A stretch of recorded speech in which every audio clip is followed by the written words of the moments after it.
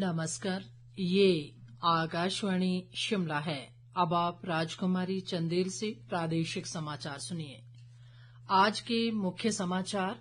प्रधानमंत्री नरेंद्र मोदी ने कहा, वर्ल्ड ऑडियो विजुअल एंटरटेनमेंट सम्मेलन वेव्स कलाकारों और रचनाकारों के नए विचारों को देगा बढ़ावा।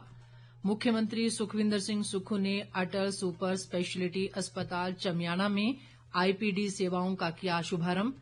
लोक निर्माण मंत्री विक्रमादित्य सिंह ने प्रदेश में लंबित 637 बस्तियों को पीएमजीएसवाई चरण 4 में शामिल करने का केंद्र से किया आग्रह। और नेता प्रतिपक्ष जयराम ठाकुर ने राज्य सरकार से हिमकेयर सुविधा को तत्काल प्रभाव से बहाल करने की मांग की।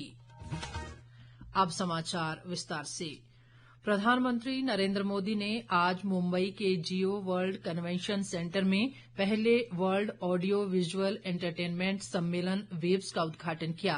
इस अवसर पर उन्होंने कहा कि यहां वेव्स शब्द से तात्पर्य है संस्कृति, रचनात्मकता और विश्व से जुड़ने की लहर। उन्होंने कहा कि ये वैश्विक मंच है जो कलाकारों और रचनाकारों के नए विचारों को बढ़ावा देगा। प्रधानमंत्री ने कहा कि वेव्स सम्मेलन में 100 से अधिक देशों के कलाकार, नवोन्मेषक, निवेशक तथा नीति निर्माता एक मंच पर साथ आए हैं। वेव्स बाजार पहल की सराहना करते हुए प्रधानमंत्री ने कहा कि ये नवोन्मेषकों और रचनाकारों को प्रोत्साहित करेगी। प्रधानमंत्री ने कहा कि वेव्स सम्मेलन में भारत की रचनात्मक ताकत वैश्विक मंच पर उजागर होगी। ये सिर्फ एक्रोनिम नहीं है, ये वाकई एक वेव है। कल्चर की, क्रिएटिविटी की, यूनिवर्सल कनेक्ट की। वेव एक ऐसा ग्लोबल प्लेटफॉर्म है जहां हर कलाकार, हर युवा एक नए आइडिया के साथ क्रिएटिव वर्ल्ड के साथ जुड़ेगा। प्रधानमंत्री ने कहा कि भारत दुनिया की तीसरी सबसे बड़ी अर्थव्यवस्था बनने की राह पर प्रयासरत है और उसके पास विश्व का तीसरा सबसे बड़ा स्टार्टअप सिस्टम है। आज भारत दुनिया की थर्ड लार्जेस्ट इकोनॉमी बनने की तरफ तेजी से आगे बढ़ रहा है। आज Bharat global fintech adoption rate में नंबर 1 है। दुनिया का तीसरे सबसे बड़ा स्टार्टअप इकोसिस्टम भारत में है। विकसित भारत की हमारी जर्नी तो अभी शुरू हुई है। भारत बिलियन प्लस आबादी के साथ साथ बिलियन प्लस स्टोरीज का भी देश है। वेव्स सम्मेलन के उद्घाटन सत्र को संबोधित करते हुए सूचना व प्रसारण मंत्री अश्विनी वैष्णव ने कहा कि ये सम्मेलन नए आर्थिक अवसर सृजित करेगा। मुख्यमंत्री सुखविंदर सिंह सुक्खू ने आज शिमला के समीप चमियाना स्थित Atal institute of medical super speciality में आईपीडी सेवाओं का शुभारंभ किया। इस अवसर पर उन्होंने कहा कि अस्पताल में निर्माण कार्यों के लिए 23 करोड़ रुपए स्वीकृत किए हैं और यहां अत्याधुनिक तकनीक का इस्तेमाल किया जाएगा। मुख्यमंत्री ने कहा कि अस्पताल में एमआरआई की अत्याधुनिक मशीन भी लगाई जा रही है। सुखविंदर सिंह सुक्खू ने कहा कि प्रदेश सरकार स्वास्थ्य क्षेत्र पर विशेष ध्यान दे रही है और इस बार स्वास्थ्य सुविधाओं को सुदृढ़ करने के लिए 200 करोड़ रुपए खर्च किए जा रहे हैं। इस हॉस्पिटल में और दूसरे हॉस्पिटल में हम हाई एंड मेडिकल टेक्नोलॉजी लगाएंगे। अगले कुछ समय में यहाँ रोबोटिक सर्जरी शुरू कर दी जाएगी, जो प्रदेश की पहली रोबोटिक सर्जरी होगी यहाँ और टांडा में। और जो एमआरआई है यहाँ, वहाँ लेटेस्ट एमआरआई हमने स्वीकृत की है। और उसके अलावा एमआरआई की जो हमने 3 टेस्ला है वो टांडा में भी स्वीकृत की है, हमीरपुर में भी स्वीकृत की है और नेर चौक में भी स्वीकृत की है। मेडिकल टेक्नोलॉजी पर हमारी सरकार ने इस वर्ष कम से कम 200 करोड़ रुपया खर्च करने का प्रावधान किया है। और आने वाले समय में जो जोनल हॉस्पिटल है, रीजनल हॉस्पिटल है, उसमें भी मेडिकल टेक्नोलॉजी को अपग्रेड किया जाएगा। हमारा प्रयास है कि हम मेडिकल क्षेत्र को वर्ल्ड क्लास बनाएं और इस दिशा में मैंने विधानसभा में एश्योरेंस भी दी है कि 1 साल के बाद हमारे मेडिकल जो पर्टिकुलर हॉस्पिटल्स, उसमें हम हाई एंड मेडिकल टेक्नोलॉजी और अच्छी सुविधा उपलब्ध करवाएंगे। मुख्यमंत्री ने अस्पताल का निरीक्षण किया और अधिकारियों को मरीजों के लिए गुणवत्तापूर्ण स्वास्थ्य सेवाएं सुनिश्चित करने के निर्देश दिए। इस मौके पर स्वास्थ्य मंत्री कर्नल धनीराम शांडिल और ग्रामीण विकास मंत्री अनिरुद्ध सिंह भी मुख्यमंत्री के साथ मौजूद रहे।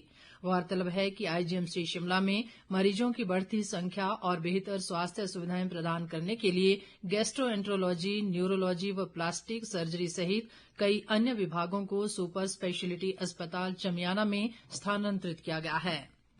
विधानसभा अध्यक्ष कुलदीप सिंह पठानिया ने कहा है कि प्रतिस्पर्धा के वर्तमान समय में राज्य सरकार गुणवत्तायुक्त शिक्षा व्यवस्था सुनिश्चित करने पर बल दे रही है।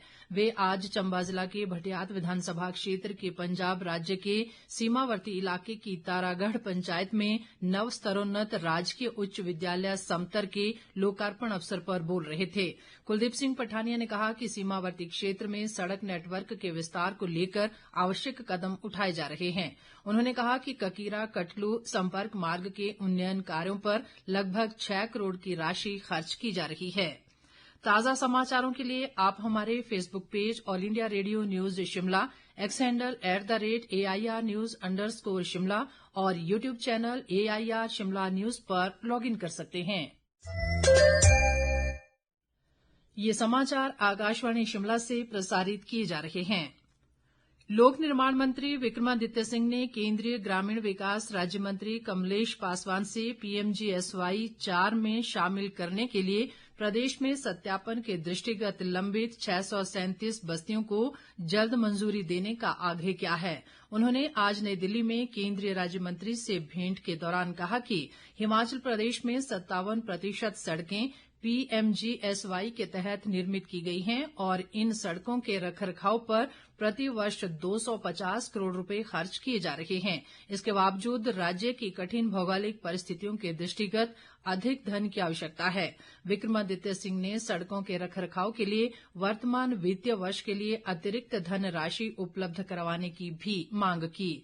उन्होंने PMGSY चरण 3 के तहत सड़क परियोजनाओं को मंजूरी देने और PMGSY 1 के तहत डोडरा क्वार और बड़ा भंगाल क्षेत्र की 4 सड़क परियोजनाओं के कार्यों को 31 मार्च 2026 तक बढ़ाने की अनुमति देने के लिए केंद्रीय मंत्री का आभार व्यक्त किया।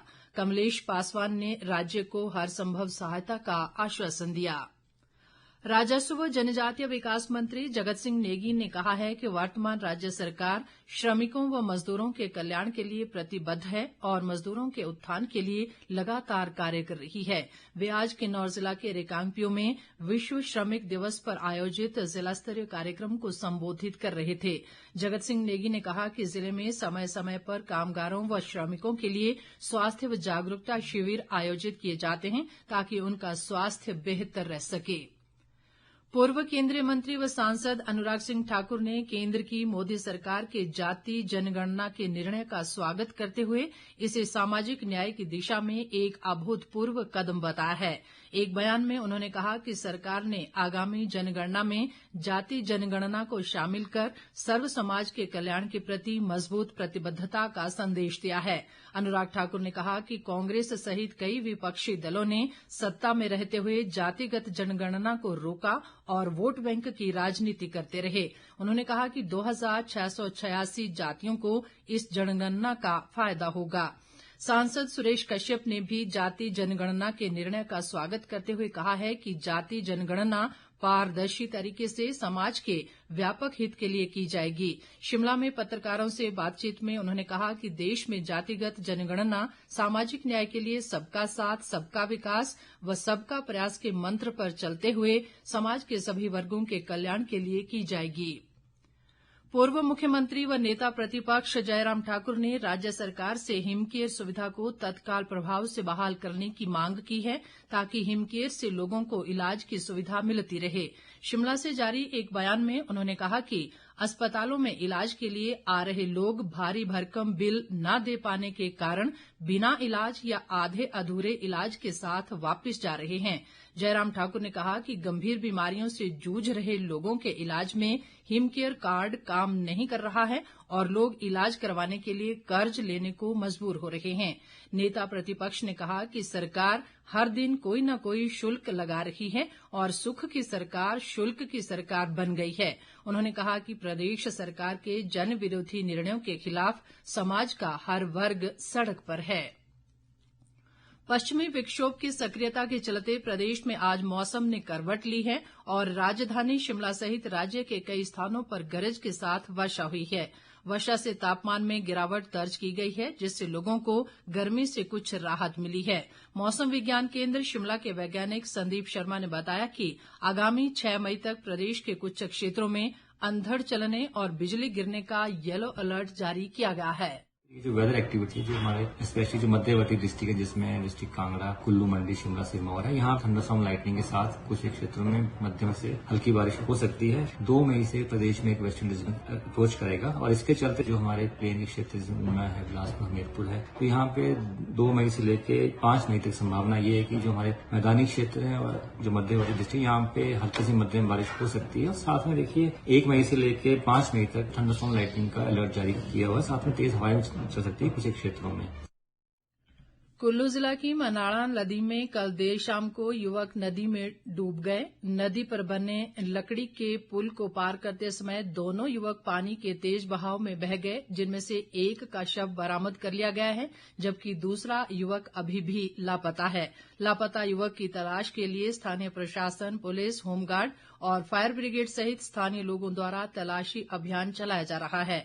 जानकारी के अनुसार ये दोनों युवक भूंतर से मलाणा गांव लौट रहे थे। अंत में मुख्य समाचार एक बार फिर। प्रधानमंत्री नरेंद्र मोदी ने कहा, वर्ल्ड ऑडियो विजुअल एंटरटेनमेंट सम्मेलन वेव्स कलाकारों और रचनाकारों के नए विचारों को देगा बढ़ावा। मुख्यमंत्री सुखविंदर सिंह सुक्खू ने अटल सुपर स्पेशलिटी अस्पताल चमियाना में आईपीडी सेवाओं का किया शुभारंभ। लोक निर्माण मंत्री विक्रमादित्य सिंह ने प्रदेश में लंबित 637 बस्तियों को पीएमजीएसवाई चरण 4 में शामिल करने का केंद्र से किया आग्रह। और नेता प्रतिपक्ष जयराम ठाकुर ने राज्य सरकार से हिम केयर सुविधा को तत्काल प्रभाव से बहाल करने की मांग की। इसी के साथ ये समाचार बुलेटिन समाप्त हुआ। नमस्कार।